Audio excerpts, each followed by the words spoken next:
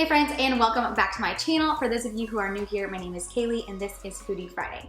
So on a typical Foodie Friday, I would briefly touch over what we're gonna be making that day, and then we would roll right into creating the recipe. This week, I wanted to pause, kind of touch on the title of this video and chat with you guys about muscle building and fat loss and why this meal is perfect for that phase of your training. So I'm gonna pause the video. We're gonna move into my living room so I can put my feet up because my pregnant little body just can't stand for very long these days. So let's go get comfortable so we can have this chat. All right, you guys, so before I get started, I wanted to clarify why I'm gonna be looking over here. I wrote some notes down, wanted to make sure I cover all of the topics. So if you catch me like turning my head and glancing, it's because I'm just briefly checking my notes. But the point of this little portion of the video is to kind of share my tips on how to not only lose fat in an optimal way, but also either maintain the muscle that you've built or build muscle during a fat loss phase. So wanted to kind of touch on that topic just a little bit. So believe it or not, I'm typically in really good shape. Right now, like I said, I'm pregnant. I'm pretty far into this whole pregnancy journey. So I'm gaining weight on the reg. But I do go through different training phases throughout the year in a typical normal non-pregnancy year. When I say training, I want to clarify, I no longer do bodybuilding. I did at one point in my life, but for personal reasons, I just stepped back and said that that's not for me anymore.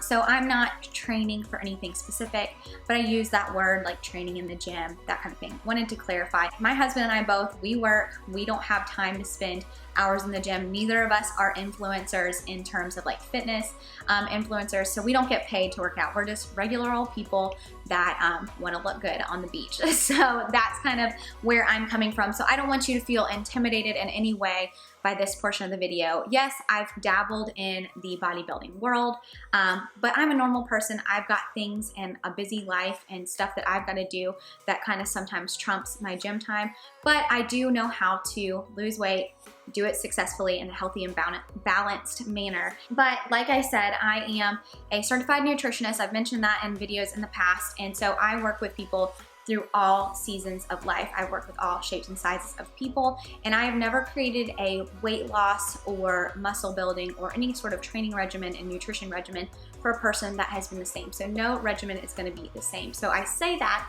to start this video off with a disclaimer. What works for me and my body may not work for you and your body type. We're all different, and that's what makes us beautiful and makes life interesting. But I just wanted to share that disclaimer because at one point in my life, I did, watch a lot of YouTube videos, take notes, try to do exactly what this guy or girl did to lose weight, and it wouldn't work for me, and I would get frustrated. So I wanted to put that disclaimer out there. Like I said, I do go through different training seasons in life because our goals constantly are changing. Sometimes we're in a fat loss phase or we want to lose weight. Sometimes we're like, hey, I'd like to build some muscle in this area on my body, so we're in a bulking phase. And then sometimes we're satisfied with where we're at and we're in a maintenance phase. And typically in life, I'm in a maintenance phase. So I maintain for my current body weight or my current physique that I have.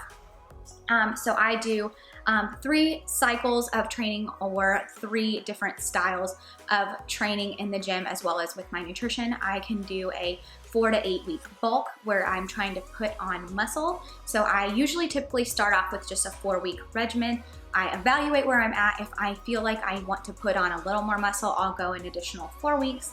And then I move into a fat loss phase because when we bulk, let's be real, we're going to add some fat on with that bulk. It comes with the territory. So we typically, after we bulk, we move right into a fat loss phase, and I'll usually do 4 to 8 weeks of that, evaluate the same way that I do during my bulk, and then I move into a maintenance phase, which is my favorite because you're really just maintaining the rewards that you reaped from all your hard work. So, like I said, we're all different. And so I wanted to throw that disclaimer up there in the beginning of this video, but I'm gonna probably say it a billion more times so that way you guys get it. But there are different body types out there, and you can fall under any of these categories. There's 3 categories that we typically refer to in the nutrition world. We have endomorphs, which are people like me. And an endomorph is someone who typically can store fat really easily. You can gain weight really easily. It's kind of an unfortunate side effect of being an endomorph, but there is a benefit. You can build muscle really easily. Then you have your mesomorphs, and they are the unicorns of the nutrition and wellness world.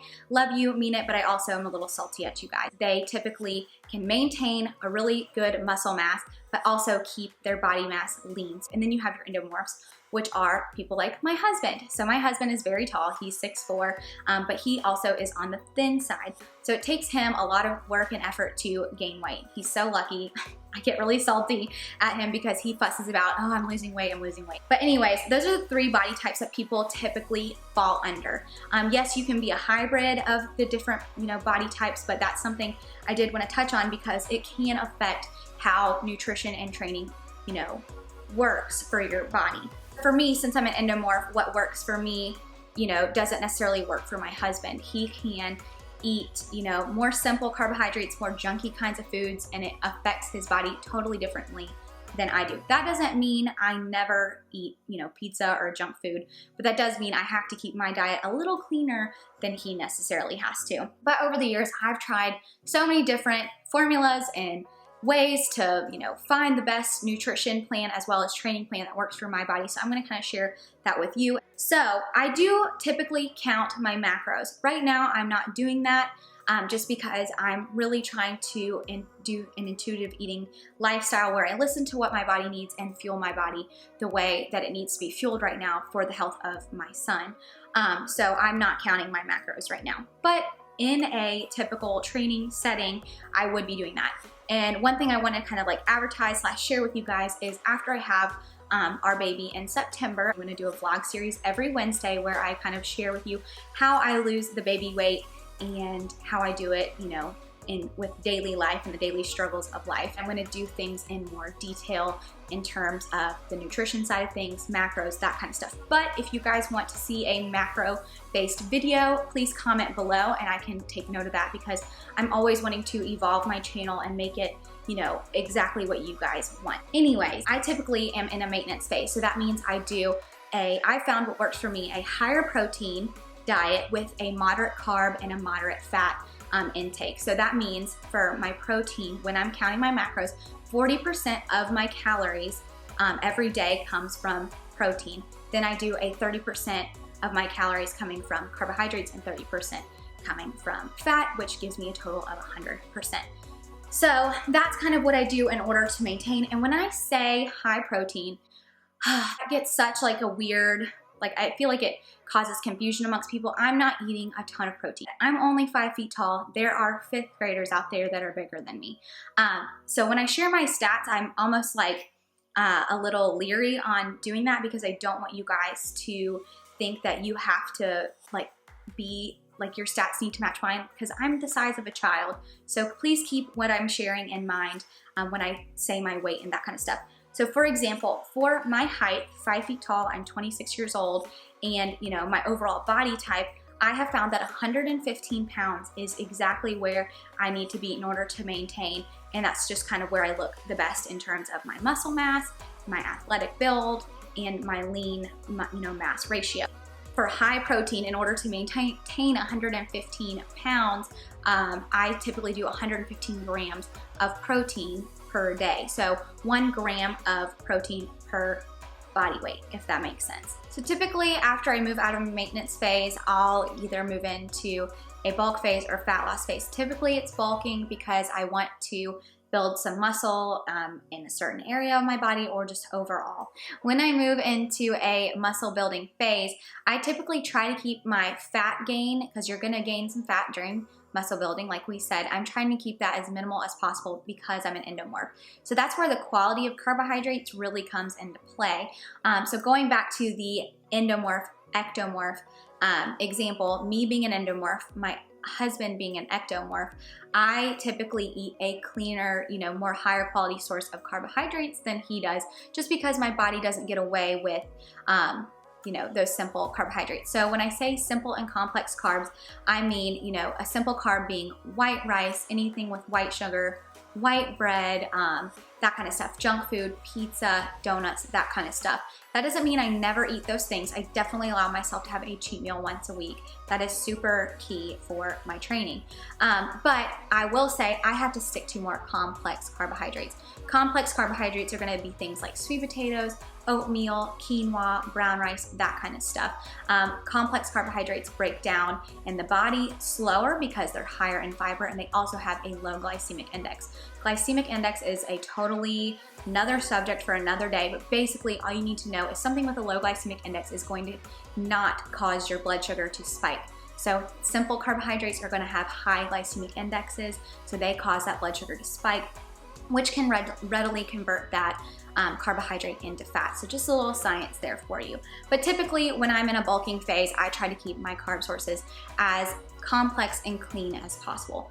But then when I'm finished bulking, I want to cut that little bit of fat that I gained. And so that's gonna move us into the biggest topic of this segment, which is the fat loss phase. And so I'm gonna share with you how I typically lose my fat on my body that I've put on during my bulk, but also maintaining that muscle. And every once in a while, I'll notice that I've come up a little flat in an area and I wanna build muscle during my fat loss phase. So that's kind of where I move into carb cycling, and that's kind of a taboo subject. I'm not gonna get too far into it. If you'd like to see a more in-depth video on carb cycling and its benefits, comment below and I can definitely add that to my list of videos to do in the future. But carb cycling is something that I have found that has greatly benefited my body during a fat loss phase. Typically with carb cycling, it's gonna help you have the energy that you need to really bust it in the gym while having the benefits of a low carb diet, because typically low carb diets are gonna help us lose fat. But I wanna say this just because it's something that I struggled with. Low carb doesn't always mean that it's a good thing. Being an endomorph, I've always read and heard I need to keep a low carb diet in order to stay lean. It's not necessarily true because carbs are very, very important. They aid in brain function, muscle building, energy, all that stuff. So by doing a carb cycling diet, you're still getting those high carb days during your cutting phase, which really helps refuel your body, but you're also able to build muscle and lose fat. So I wanted to kind of note that, I don't typically do a low carb diet just because for me, it never really benefited me. I noticed I looked skinny fat or flat during my low carb phases of training, and once I added those carbs back, I looked really good. It allowed my muscles to pop, it helped me feel better, and I was able to train harder in the gym. I'm just gonna kind of briefly touch on high carb and low carb days. I'm not gonna share with you guys how many high carb or low carb days I do during a week, but typically I do a high carb day, moderate carb, and then low carb. So I'm constantly cycling, constantly causing confusion for my body, which allows, for that optimal fat loss and that optimal transformation at the end that I'm looking for. So on your high carb days, you're gonna have more energy. I typically do my high carb days on a certain muscle group day. So for example, leg and booty day, I do high carb days because those are the areas that I wanna grow. As soon as I have this baby, I am going to start doing my high carb days on my leg day because I've noticed a lot of loss in my legs and I wanna build that back up, especially for running and things like that. So your high carb days is gonna give you more energy because when you're in the art of building muscle, you have to spend time breaking them down and then building them back up. That's how we have muscle growth. So for example, on my high carb day, which will be my leg day, I'm gonna eat more carbs during that day. It's going to give me more energy in the gym, so I will eat carbs before my workout as well as carbohydrates after my workout. This will restore those muscles that I spent time breaking down, so we need to restore those glycogen stores that we've lost, because when you're working out, you're gonna lose a lot of stuff, and it also stores those or restores those essential nutrients that we've spent time losing in the gym. So that's kind of the benefits of your high carb day. Then you have your low carb days, which kind of helps even things out because you need to balance your blood sugar and balance those hormones. If you constantly have high carb days every day, you're going to see a spike in your blood sugar, and that's where that fat, store comes in. If you have a high spike in your blood sugar, that those carbs are going to be readily converted to fat, and that's where we start storing more fat. So you need the low carb days to kind of balance things out and keep for your fat loss to be optimal. So doing this to your body kind of causes confusion and keeps your metabolism revved up. And so for me personally, I've been able to see really great benefits. I mean, you can see in this picture that I, started off at a certain weight, and through doing carb cycling, I was able to keep the muscle that I spent time building during my bulk, and I was able to, look really lean at the same time, and I achieved the physique that I wanted. I hope that was really helpful, and we'll kind of move into our recipe. We're gonna do clean tuna patties. These clean tuna patties have 33 grams of protein in a serving, 4 grams of carbs and 5 grams of fat. So this is perfect for those low carb days because you're gonna keep that protein high, you're gonna keep those carbs low, and then you can add some fats, you know, in terms of salad dressing or whatever you pair your clean tuna patty with to keep you feeling full or satiated for a longer period of time. So let's pause here, move into the kitchen. I'm gonna share with you how to make this super simple 5-minute clean protein-packed recipe. All right, guys, we're gonna start off by heating a skillet over medium-high heat and adding about 1 to 2 tablespoons of olive oil to the bottom. Then we're going to add 1 can of drained solid white albacore tuna and water, an egg, and then whatever spices you want. I usually add a 1/4 teaspoon of salt, 1/4 teaspoon of pepper, 1/2 teaspoon of dried parsley, and 1/2 teaspoon of dried minced onion. Next, you're gonna take your tuna and just add it to your bowl, and then we'll use our fork and just kind of go ahead and break it apart so it's easier to mix once we add our spices. Now, take your spices, add them to your bowl. Like I said, you can use whatever you want, and then we'll just take our fork and mix this again, making sure that those spices really get mingled in with the tuna. And then we'll take our egg and add this to that mixture until you get kind of like a paste, like so. So now we're gonna get a little messy. Divide your mixture in half, and we're gonna make 2 tuna patties. I use my hands to form the patties, kind of like you would like a hamburger patty. It's a little more fragile, but you're welcome to use a scoop and just scoop it out onto your pan and kind of flatten it out once you get it in there. But flatten it out so it gets a really good even cook. And we're gonna cook these for about 3 minutes on each side or until they're golden brown. It doesn't take long at all to get these to cook. Like I said, this is 1 serving, but you can always double it. It's really simple to double. And there's 33 grams of protein in a serving and only 4 grams of carbohydrates and 5 grams of fat. So I usually eat both in 1 sitting.